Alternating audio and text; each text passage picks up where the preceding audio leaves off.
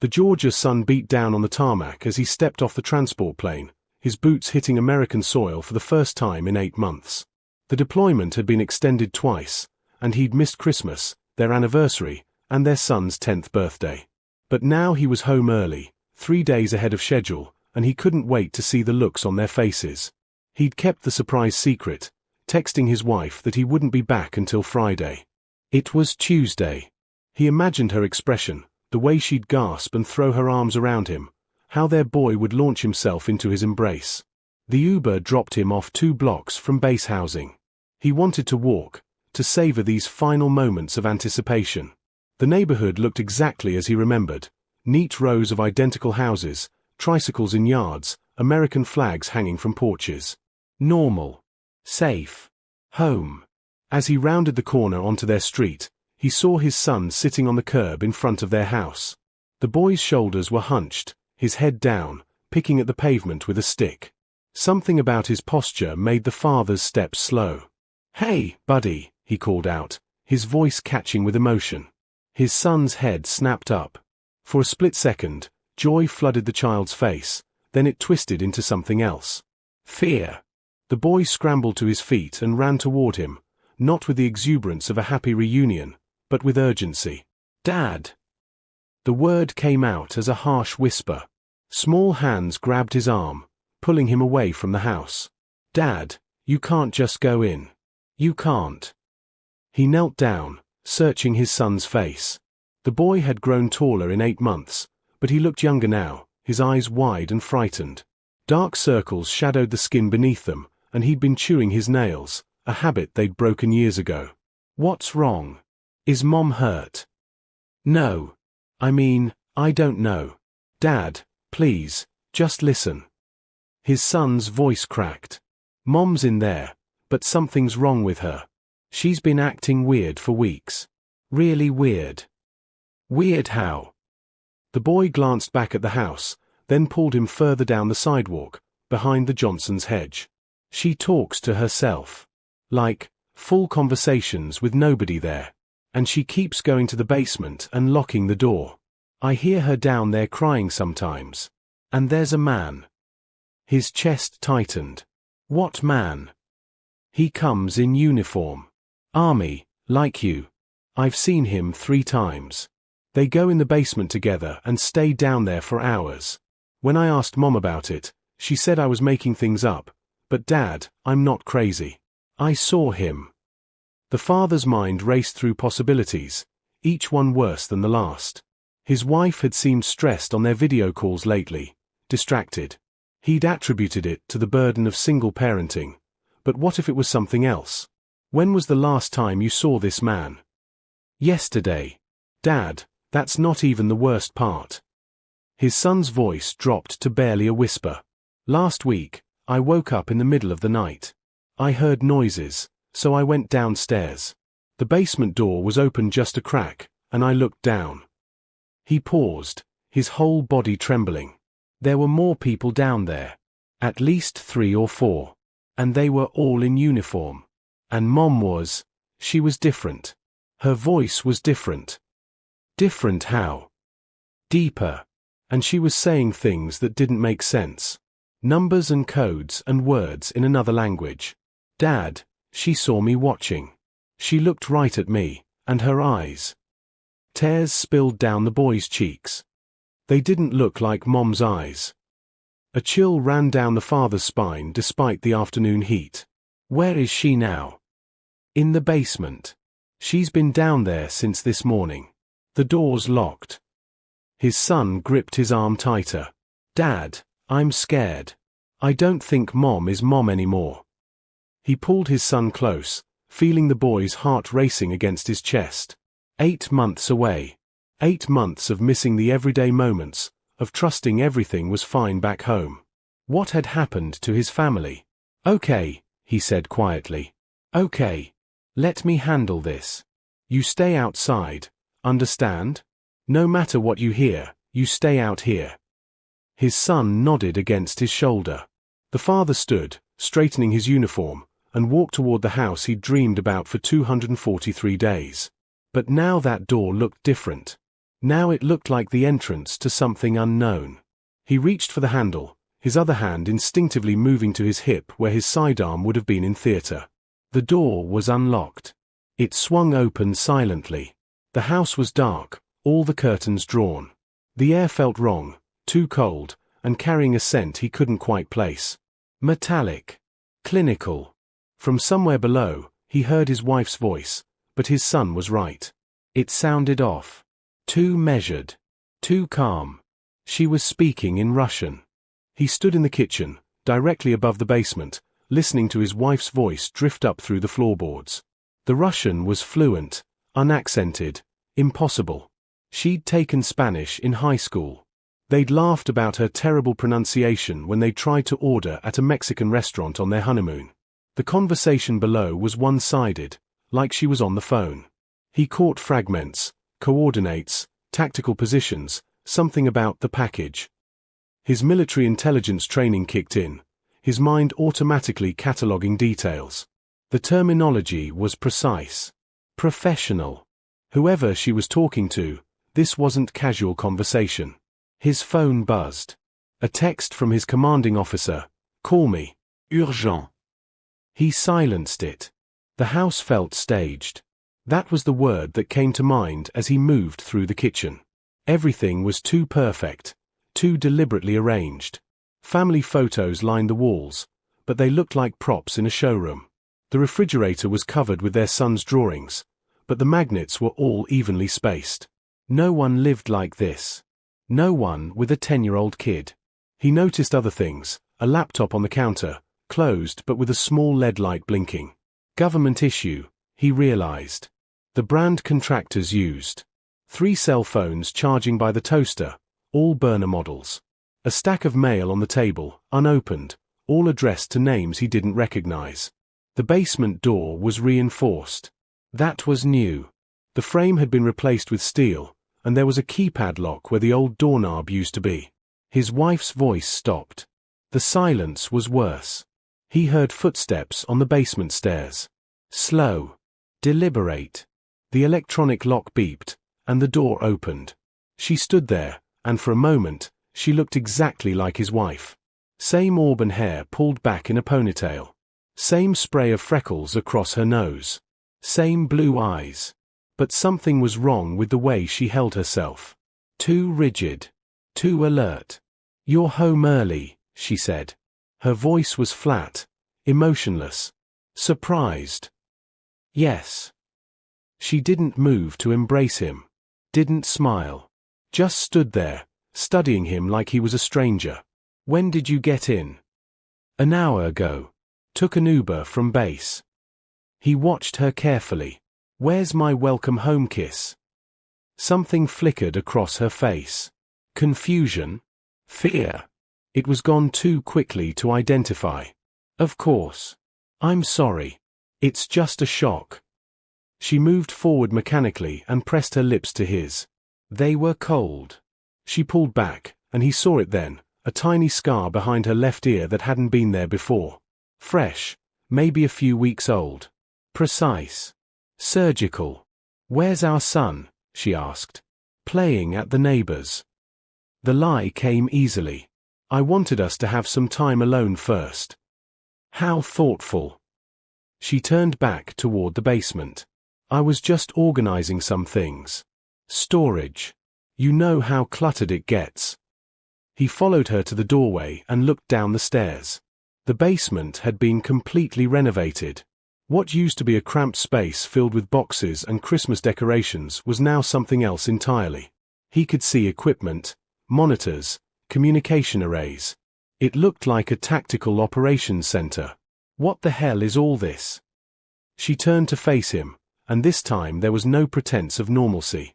Her expression went blank, and when she spoke again, her voice had changed. Lower. More controlled. "You shouldn't have come home early." "Who are you?" "I'm your wife." But she said it like someone reading lines from a script. "Where is she? Where's my actual wife?" For a long moment, she just stared at him. Then, "Your wife is here. I am her. But I'm also not. It's complicated." Try me.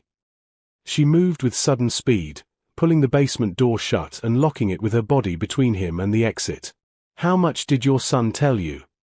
Enough. Then you know you're in danger. We're all in danger now. She glanced at her watch. They'll be here in 20 minutes. Maybe less if they were monitoring your return. Who's they? The same people who've been monitoring you for the past 8 months. The same people who arranged your deployment extension. The same people who needed you away from home while they worked on me. She touched the scar behind her ear. The same people who put this in my head. His blood ran cold. You're saying someone did this to you? Against your will. Will is a complicated concept when they can override your neural patterns. Her hand was shaking now, the only sign of the woman he knew beneath whatever this was. I remember being her. Being me. Your wife. I remember loving you, loving our son. But those memories feel like they belong to someone else. Like I'm watching them through glass. Is she still in there? Can you fight this? I've been trying. Tears formed in her eyes, the first real emotion he'd seen. Every moment I'm not actively being controlled, I try. But they're getting stronger. The signal is getting stronger. And when they activate me fully. She shook her head. You need to run. Take our son and disappear. I'm not leaving you. I'm not your wife anymore. I'm an asset. A weapon. They've been using me to gather intelligence on the base, on your unit, on classified operations. Everything you told me during our calls, every detail I could observe, it all went directly to them. Her voice cracked. I betrayed you. I betrayed everything. You didn't. They did this to you. That distinction won't matter when I'm the one who kills you. She pulled up her sleeve, revealing a series of injection marks on her inner arm. They've been testing something. The neural implant is just part of it. There's something in my bloodstream, something that's changing me. I don't sleep anymore. I barely need to eat. And I'm stronger. Faster. Yesterday I broke our bedroom doorknob by accident. Just closed my hand and it crumbled. A sound outside made them both freeze. A car engine, slowing down. Stopping in front of the house. She grabbed his arm with that inhuman strength she'd mentioned, her fingers digging in painfully. They are here. The man your son saw, he's the handler. There are 3 of them, all armed. They're not military. They're something else. Something that doesn't officially exist. The basement. Is there another way out? No. They designed it as a dead end. The only exit is through them. More footsteps outside. At least 3 sets. The front door handle rattled. Testing. She pulled him close, and for just a moment, he saw his wife in her eyes. Really saw her. I love you, she whispered. I need you to know that whatever happens next, whatever I do, she loved you. I love you. Even if I can't stop what's coming. The front door exploded inward. 3 figures moved through the doorway with tactical precision, weapons drawn. They wore civilian clothes, khakis and polo shirts, but carried themselves like operators. The lead man was older, maybe 50, with silver hair and the kind of face that disappeared in crowds. Behind him, 2 younger agents, one male, one female, both with that same unremarkable quality. Stand down, Sarah, the silver-haired man said calmly, like he was asking her to pass the salt. He knew her name. Her real name. The woman who looked like his wife tensed, her body going rigid. She made a small sound in the back of her throat, something between a whimper and a growl. Her hands came up to her temples, and she staggered backward. Sarah. Protocol 7. No, she gasped. Not again. Please. The father stepped between them and his wife. Whatever you're doing to her, stop it. The silver-haired man's expression didn't change. Sir, I need you to step aside. This is a matter of national security. National security. He barked out a bitter laugh. You experimented on my wife. On an American citizen. She volunteered. Bullshit. Actually, his wife's strained voice came from behind him. He's not entirely wrong. I did volunteer. At first. She was on her knees now, still fighting whatever command they'd triggered. 6 months ago. After the miscarriage. He spun to face her. What miscarriage? While you were deployed. I was 12 weeks along. Tears streamed down her face. I didn't tell you because you were heading into a hot zone. I didn't want you distracted. But afterward, I fell apart. Depression. Bad. And then he showed up. She nodded toward the silver-haired man. Said he could help. Said there was a treatment, experimental, that could fix the chemical imbalance. He said there'd be no side effects. Just some monitoring. Sarah, that's enough, the handler said, his voice taking on a warning edge. But she kept talking, the words spilling out in a rush. The first injection made me feel amazing. Better than I'd ever felt. Clear-headed. Strong. So I agreed to more. And then one day I woke up in a medical facility I'd never seen before, and they were putting this thing in my head. I tried to scream, but I couldn't move. Couldn't speak. I could only watch them carve into my skull and, her voice cut off abruptly, like someone had hit a mute button. The handler had his phone out, thumb on the screen. Protocol 7, Authorization Gamma. His wife's eyes rolled back. When they refocused, they were empty. Terminate the target, the handler said quietly. She moved. One moment she was on her knees, the next she was airborne, launching herself at him with inhuman speed. He barely managed to dodge, years of combat training kicking in automatically. Her fist went through the drywall where his head had been. Sarah, stop. It's me. But there was no recognition in her eyes. She came at him again, and this time he couldn't fully dodge. Her backhand caught him across the jaw, and he felt something crack. The force sent him sprawling across the living room, crashing into the coffee table. She advanced, methodical and relentless. He rolled away from a stomping kick that shattered the floorboards. This wasn't his wife anymore. This was a weapon, just like she'd said. I don't want to hurt you, he gasped, scrambling backward. She didn't respond. Didn't even blink. The 2 younger agents had moved to flank them, weapons trained but not firing.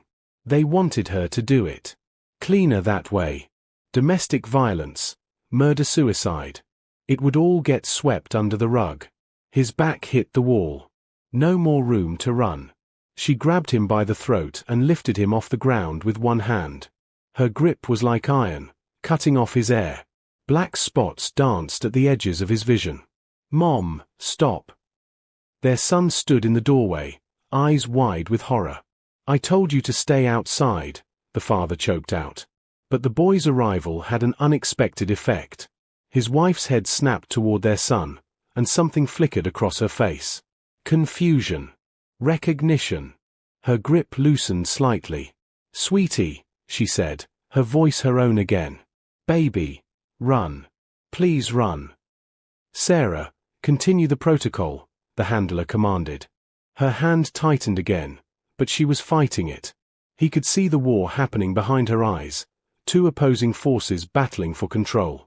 Her free hand came up and clawed at the scar behind her ear, nails digging into flesh. Can't hold it. She gasped. Then, with a sudden, violent motion, she slammed her own head into the wall beside him. Once. Twice. 3 times. Blood streamed down her face. What are you doing? The handler shouted. Breaking your toy. She hit the wall again, harder. The implant has to be destroyed. The handler lunged forward, but the father was faster. Still gasping for air, he threw himself at the man, tackling him to the ground. They grappled, and he felt the handler's unnatural strength. They'd done this to more than just his wife. Gunshots exploded through the room. The 2 younger agents had opened fire, but not at him. At his wife. She jerked as the bullets hit, stumbling backward. But she didn't fall. Didn't even slow down. Run, she screamed at their son. Now. The boy bolted. His wife charged the 2 agents, moving faster than should have been possible even with bullet wounds. She caught the female agent with a brutal strike that sent the woman crashing through the front window. The male agent tried to retreat, but she grabbed his weapon and twisted it, metal shrieking as it deformed in her grip. The handler broke free from the father's grip and pulled out his phone again. Authorization Omega. Full termination protocol. His wife screamed. It was a sound no human throat should make, agony and rage and something else. Something breaking. She collapsed, convulsing, blood pouring from her nose and ears. "What did you do?" the father shouted. "Emergency shutdown. If we can't control the asset, we destroy it." The handler's voice was clinically detached. "The implant is releasing a neurotoxin. She'll be dead in 90 seconds. He crawled to his wife, gathering her into his arms. Her body was seizing, eyes rolling wildly. "No, no, no. Stay with me. Sarah, stay with me. Love you," she managed to gasp out. "Save our boy. They'll come for him, genetic match. They'll try to." What? They'll try to what? But she couldn't answer. The seizures intensified. The handler stood over them. "You have two choices. Let her die, or let me stabilize her. But if I stabilize her, she comes with us. Forever. You don't get to make that choice." "No," the handler agreed. "She does. Sarah, Authorization Alpha. Do you consent to full integration?" His wife's eyes found his face. In them, he saw love, regret, and determination. With the last of her strength, she shook her head. "No consent," the handler said into his phone. "Asset is lost. Prepare cleanup team." The father held his wife as the light faded from her eyes, her body going still in his arms. Somewhere in the house, he could hear his son crying. Outside, more vehicles were arriving. Whoever these people were, they had resources. He and his son would disappear into some black site, become ghosts, unless... An explosion rocked the house. The basement. The handler's phone chirped. His face went white. She armed the failsafe. "Everyone out. Now." But the father understood. His wife's last act. All those hours in the basement, pretending to be their asset, she'd been preparing for this. She'd known this moment would come. He ran for his son. The house shuddered as another explosion rippled through the basement. Fire alarms shrieked. Smoke began pouring up through the floorboards, thick and chemical-smelling. His son was in the kitchen, pressed against the refrigerator, hands over his ears. "We're leaving. Now." The father grabbed the boy's arm and pulled him toward the back door. The handler and his remaining agents were already evacuating out the front, shouting into radios. Through the smoke and chaos, he heard the silver-haired man bark orders, "Full perimeter. Don't let them leave the area." But they didn't know the neighborhood like he did. 8 years of living on this base, of weekend barbecues and kids playing in backyards. He knew every fence line, every dog door, every gap in the hedgerows that children used as shortcuts. They burst through the back door into the yard. More vehicles were screeching to a halt in the street out front, black SUVs with government plates. He counted at least 6 agents deploying, all armed, all moving with that same enhanced efficiency his wife had displayed. "Dad, where are we going?" His son was crying, still in shock from seeing his mother die. "The Walker's house. Through the fence, remember? Where you and Jenny used to play." They ran across the yard. Behind them, his house groaned and buckled as the basement fire spread. Whatever his wife had rigged down there, it was thorough.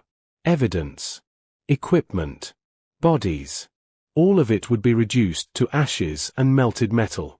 He boosted his son over the chain-link fence, then vaulted it himself just as shouts erupted from the front yard. They'd been spotted. He grabbed his son's hand and ran. The Walkers weren't home, both at work, kids at school. He knew where they kept their spare key, a fake rock by the back porch that wasn't even remotely convincing. Inside, he locked the door and pulled his son into the laundry room, the most interior space in the house. "Stay quiet," he whispered. "Don't move." Through the small window, he watched agents fan out through the neighborhood. They were going door to door, fast and efficient. They'd reach this house in minutes. His military training kicked into high gear. Assessment: they were trapped, outnumbered, with no weapons and no support. His son was traumatized and barely holding it together. They needed help, but who could he trust? If these people could compromise his wife, implant her with control devices, they had resources far beyond normal channels. His phone. It was still in his pocket, somehow intact through everything. But calling 911 was pointless. These people were clearly operating with government authority. Local police wouldn't help. Might even be compromised. Then he remembered. The text from his commanding officer. "Call me. Urgent." With shaking hands, he dialed. It rang once. "Where are you?" His company's voice was tight, stressed. "Don't tell me over the phone. Just listen. We know what happened. We know about the program. We've been investigating for 3 months. How many agents are on site?" "At least 10. Maybe more." "Are you injured?" "My son and I are okay. My wife is dead." A pause. "I'm sorry. Sarah was a good person." The use of past tense, the familiar name, his CO had known and hadn't warned him. "Sir, with respect, what the hell is going on?" Project Sentinel. An authorized human experimentation. They've been targeting military spouses, using grief and vulnerability to recruit test subjects. Your wife wasn't the only one. There are at least 12 others we know about, probably more. We only found out because one of them fought off the programming long enough to reach out for help. Through the window, he saw agents closing in on the Walker's house. 2 more minutes, maybe less. "Sir, they're coming. We need extraction. We're 20 minutes out. Helicopter. But you need to survive until we get there. Is there anywhere you can hole up? Anywhere defensible?" He thought fast. The base itself was out, too many access points, too exposed. But there was one place, a place from his childhood visits to this base, before he joined up himself. The old ammunition bunker. Near the training grounds. It was decommissioned but never demolished. "That's a half-mile from your position." "I know. They'll see you." "I know that too." A heavy knock on the front door. "Military police. Open up." He muted his phone and pressed it to his chest. His son looked up at him with wide, terrified eyes. In them, he saw his wife's face, her features echoed in their child. The boy she'd died to protect. The knock came again, harder. Then the sound of the lock being picked. He unmuted the phone. "Going dark. See you in 20. Wait, but he'd already ended the call and pocketed it. The laundry room had a small exterior window, high up and narrow. Built to code, just barely big enough for an adult to squeeze through. His son would fit easily. "Up," he whispered, lacing his fingers into a stirrup. "Out the window and run for the woods. Don't stop. Don't look back. Head for the old bunker where we had the unit picnic last year. Remember. I'm not leaving you." "Yes, you are. I'll be right behind you. But if something happens, if I don't make it," he pulled off his dog tags and pressed them into his son's hand. "You find Colonel Hayes. Show him these. Tell him everything. Promise me." "Dad. Promise me." "I promise." He boosted the boy up. Small hands gripped the window frame, pushing it open. For a heart-stopping moment, his son got stuck at the shoulders, but then he twisted and slipped through, dropping into the bushes outside. The laundry room door burst open. The female agent stood there, the one his wife had thrown through the window. She had cuts across her face and murder in her eyes. "Don't move." He moved. Not away from her, but toward her, closing the distance before she could aim properly. He caught her wrist and twisted, using her own momentum to send her crashing into the washing machine. Her weapon clattered across the tile floor. But she recovered impossibly fast, enhanced, like his wife had been. Her fist caught him in the ribs, and he felt them crack. She was stronger than him, faster, and he was already injured and exhausted. The gun. He had to reach the gun. They grappled, slamming into walls and appliances. She got him in a chokehold, her augmented strength cutting off his air supply. His vision blurred. This was it. This was how it ended. Then a gunshot, deafeningly loud in the small space. The agent's grip went slack. She slumped forward, and he saw his son standing in the window, the agent's own weapon in his small hands, tears streaming down his face. "Run!" the boy shouted. "Dad, run!" He didn't have time to process what his 10-year-old had just done, what that would do to him. He scrambled through the window, pulling himself out even as more agents swarmed into the house.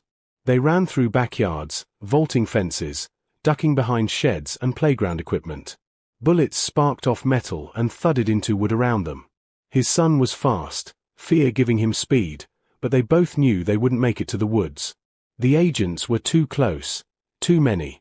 Then salvation came from an unexpected source. The neighborhood erupted with military police. Real MPs, responding to the explosions and gunfire, not compromised agents. Sirens wailed.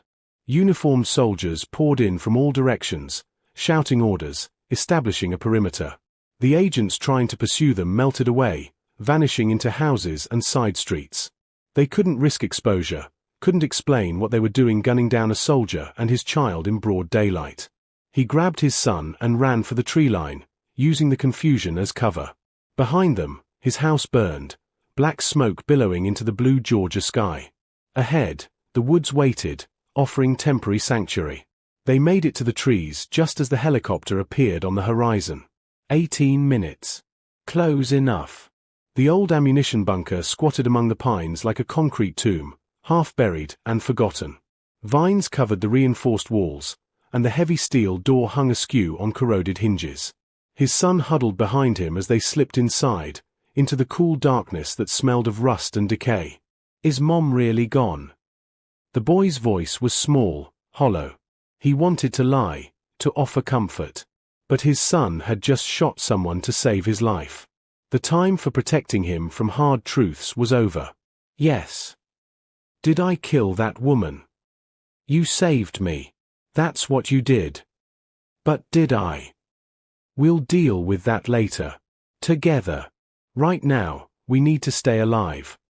He pulled his son close, feeling the tremors running through the small body. "What happened back there, what you saw, what you had to do, none of it was your fault. None of it." The thump of helicopter rotors grew louder, the sound echoing off the concrete walls. Through the broken door, he saw the bird descend into a clearing 50 yards away. Military markings. His CO jumped out before it fully landed, along with 4 soldiers in full tactical gear. "Dad!" His son's hand tightened on his arm. "How do we know they're real? How do we know they're not like the others?" The question stopped him cold. How did he know? If they could compromise his wife, if they had agents with enhanced abilities, if they operated with seeming impunity, who could he trust? Colonel Hayes approached the bunker, hands visible and empty. "It's safe," he called out. "I've got a full medical team standing by. You're both going to be okay." "How do I know that?" he shouted back. "How do I know you're not part of this?" The colonel stopped, understanding dawning on his face. Sarah's maiden name was Kerrigan. "You got married in Charleston, April 15th, 8 years ago. It rained during the ceremony, and she said it was good luck. Your son was born at 3:47 a.m. on March 3rd, and you fainted in the delivery room." He paused. "I was at your wedding. I held your son when he was 2 days old. And I swear to you, on my honor as an officer, that I am trying to help you." Details no one would have unless they were really there. Unless they were really his friend. "They said Mom volunteered," his son said quietly. "Did she?" The colonel's expression softened. "In a way. They preyed on her when she was vulnerable, made promises they had no intention of keeping. By the time she understood what was really happening, it was too late." He took a step closer. "But she fought them. Every day for the last 3 months, she fought the programming, fed us information, helped us build a case. The fire she set destroyed their research facility. Everything they'd built, every piece of data on the 12 subjects they'd experimented on, gone. Sarah bought them their freedom with her life. 12 others. 12 more families torn apart. What about the handlers? The agents? Already scattered. They're good at disappearing. But without their research, without their infrastructure, they're done. The program's dead. The colonel gestured to the helicopter. Please. Let us help you. Both of you need medical attention. And there are people who need to hear your story, high-level people who can make sure this never happens again. His son looked up at him. What do we do, Dad? Such a simple question. Such an impossible weight. He thought about his wife, about the woman who'd loved them enough to betray everything she'd been turned into. She'd volunteered for what she thought would be healing and got transformed into a weapon.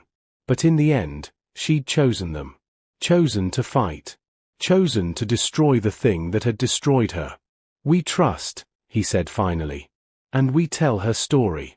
Make sure what happened to Mom means something. They emerged from the bunker into the sunlight. Medical personnel rushed forward with blankets and water.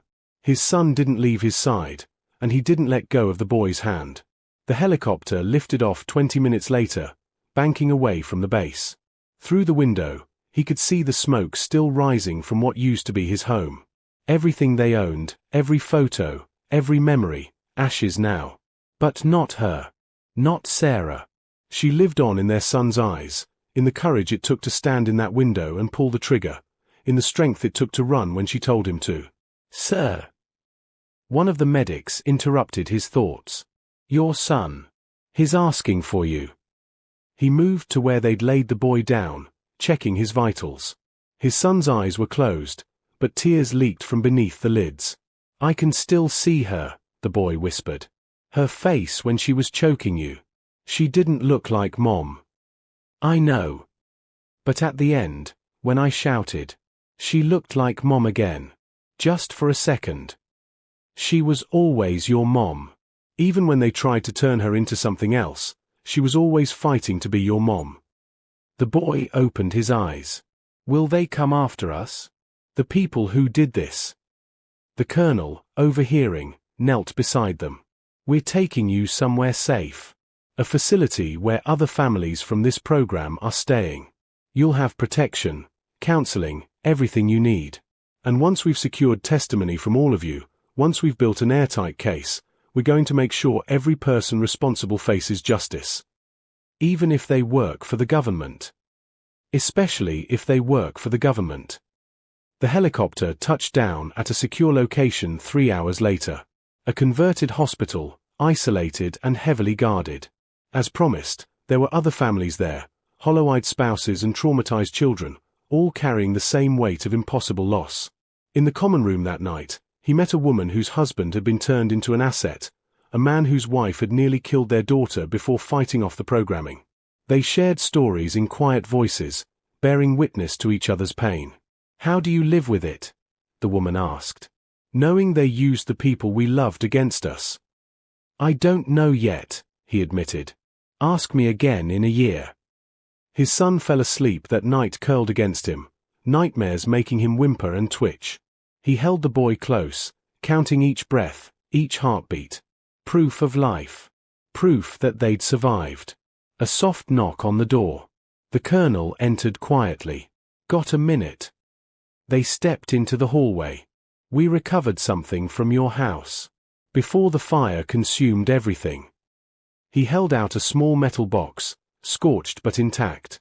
Sarah hid it in the basement. A hard drive. It's got video files on it. Messages. She recorded them over the past 3 months, whenever she could fight the programming long enough to be herself.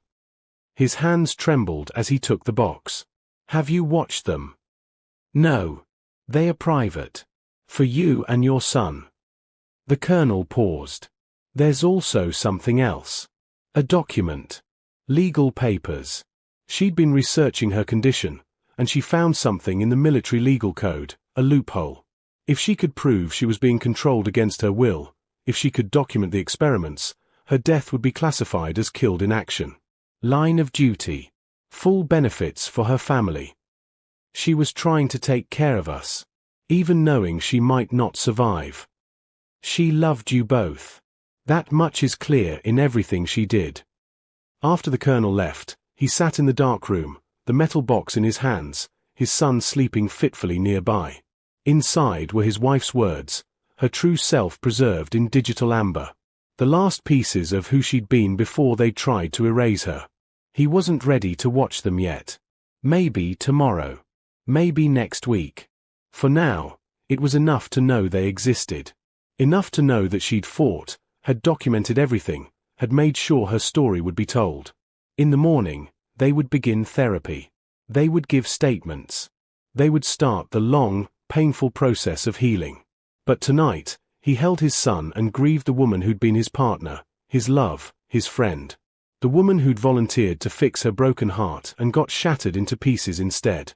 The woman who'd gathered those pieces and weaponized them against her captors in one final, fatal act of love. Outside, guards patrolled the perimeter. Inside, other survivors tried to sleep.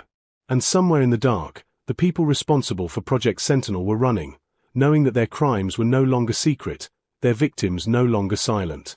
His son stirred, opened his eyes. "Dad. I'm here. Tell me about Mom. The real Mom. Before." So he did. He told stories of their courtship, of her terrible Spanish and infectious laugh. He told about the day their son was born, how she'd been terrified and brave and beautiful. He told about Sunday mornings and inside jokes and the way she'd hum while cooking dinner. He gave his son memories to hold on to, anchors against the horror of what they'd witnessed. And slowly, as he spoke, he felt it himself, the woman returning, emerging from behind the nightmare. Sarah Kerrigan, who'd loved fiercely and died fighting. Sarah, who'd been a victim but refused to become a weapon. Sarah, who'd set her own funeral pyre and taken their tormentors' work with her into the flames. The tears came then, finally, for what was lost, for what could never be recovered, for the long road ahead, but also for what remained, a son who'd been brave beyond measure, a truth that would not stay buried, and a love that even neurotoxins and neural implants couldn't fully erase. In the end, they'd tried to turn her into something else. They'd failed. She'd died as herself, on her own terms, protecting what mattered most. And that, he thought as his son's breathing finally deepened into true sleep, would have to be enough.